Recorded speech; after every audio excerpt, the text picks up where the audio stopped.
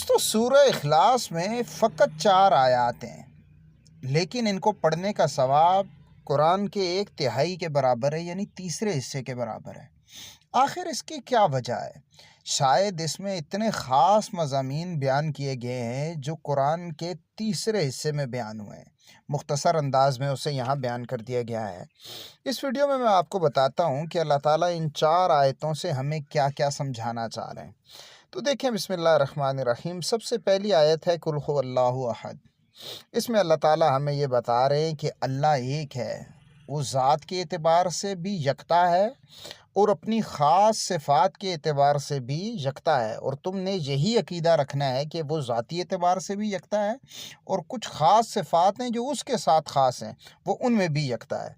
اس کے بعد ہے اللہ الصمد۔ صمد اسے کہتے ہیں جو کسی کا محتاج نہ ہو اور سب اس کے محتاج ہوں۔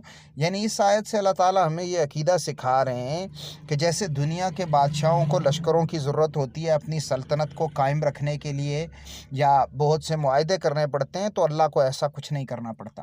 اگرچہ اس کے پاس لشکر ایسے موجود ہیں، فرشتے، کہ جن سے دنیا کی کوئی طاقت نہیں ٹکرا سکتی، لیکن وہ سب فرشتے اور اس کے لشکر اور اس کی فوجیں، وہ بھی خود اس کی محتاج ہیں، وہ کسی کا محتاج نہیں ہے۔ تیسری آیت جو ہے لم یلد ولم یولد، اس سے ہمیں 3 باتیں بتانا مقصود تھا۔